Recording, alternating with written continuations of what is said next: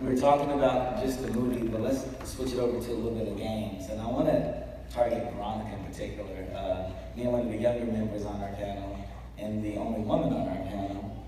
What do you think?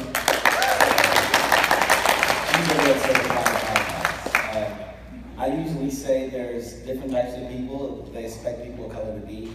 When you walk through a studio door, you have to be beyond the stallion, you got to be beyond the thoroughbred, you have to be beyond the Pegasus horse, you got to be beyond the unicorn, you actually have to be the alicorn. And if you know what an alicorn is, it is a winged unicorn. That is Veronica. That is literally Veronica.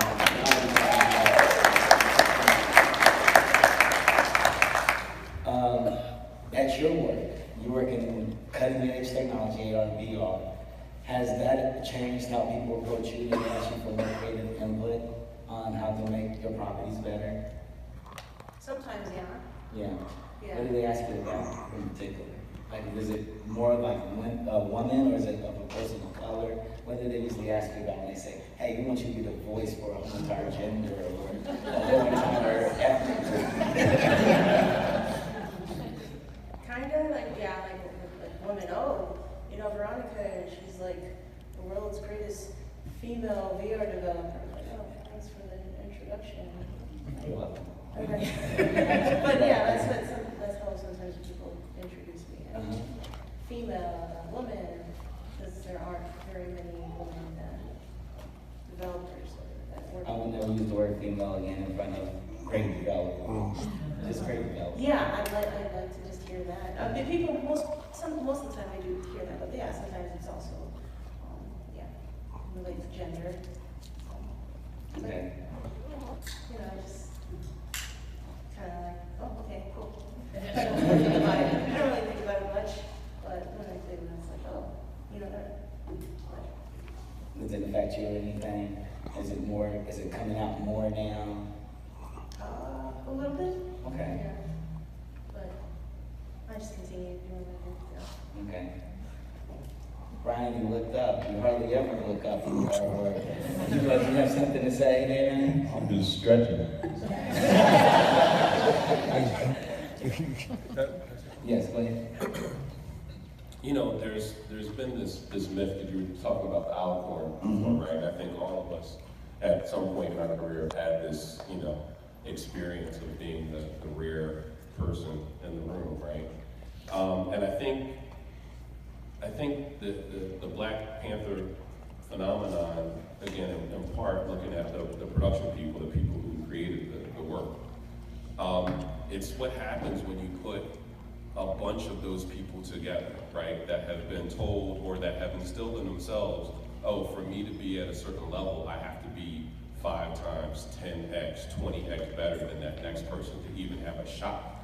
So when you've got like, I don't know how many people, I mean, that's a long credit list. And I know not everybody was, there's a lot of, I think there was what, like 12 or 13 or 14 visual effects studios that put that movie together. All of the, just other pieces, but the core team that you keep hearing about as far as the creators are concerned, I think that's the type of thing that I'd like to see replicated. And again, I agree wholeheartedly. It's going to be really interesting to see what happens in the next 3 to 5 years. But I'd love to see more instances of not just making a product that has a Black cast or people of color or a certain type of story, but those people behind the camera, the producers, the writers, the directors, I think that is going to make a big difference in the future of entertainment from here on out. So I do want to, this kind of ties both this and the first question together. There's one thing I want to mention here, that there is a key difference that we've seen from the Black Panther. So I've had kids from all over ask me, how do I make video games? And I have this great passive-aggressive answer. I look them dead in the eye and say, make video games. Because what they don't realize is there are no barriers to making video games. If you have $100, I can get a developer certificate from Apple and push to the iPhone. Unity is free, Unreal is free, CryEngine variations are free, right? The knowledge is out there, it's on web pages, on books. They just don't know they can go get that. So I think the phenomenon that we're seeing with the Black Panthers, though, is that it's teaching people, hey, there are no barriers. If you want to be that filmmaker, be the filmmaker. It's giving them an extra bit of confidence. It's giving them an extra direction. So I don't think it's that we have lots of talented people who have to be minorities and women, but a lot of them don't necessarily feel empowered. So I do feel that the Black Panther has caused a shift where people are saying, I can be Ryan Coogler, right? I can do these things. I can build this tech.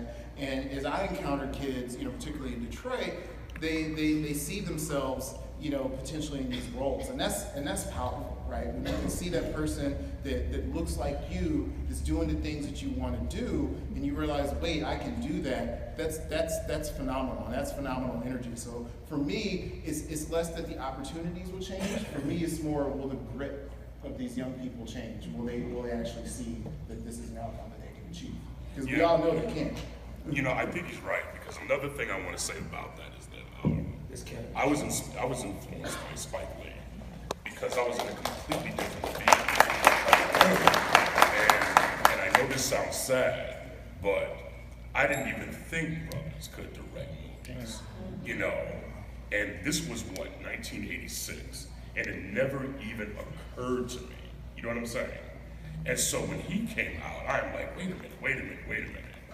So this brother wrote this movie himself, did it with credit cards, and it's in the theaters. How come I never knew about this? And he wasn't a sci-fi guy, but he did something that was so esoteric as far as our culture goes, even with the Black exploitation era, that I was just flabbergasted. And I think the Black Panther, what that did is it took it to another level, because we had never seen Black superheroes that looked like that they took seriously. You see what I'm saying? They had Black superheroes before. They had the Falcon. But the Falcon was a sidekick. We had, War Machine, which is basically just your Black Iron Man. You had John Stewart, which was a Black Green Lantern. But Lee and Kirby designed the Black Panther to be his own character, and created the beginnings of a vast world that was very, very far reaching. And to go against type, meaning that it's in Africa, and then it's the most technologically advanced country on the planet. Kids look at that and they're like, well, wait a minute now. That's interesting. How can I do something like that? No longer will we have Blank Man or Meteor Man. But you know what I'm saying? Or Hammer Man, something like that. Now we have a character, a superhero character, that, in his movie did better than all of them, across the country. It was cool. And even the white kids like it and want to play the character. And that's the key. You have characters that look like us, but everyone is invited to the party. And that's what we want, and that's what the Black Panther did.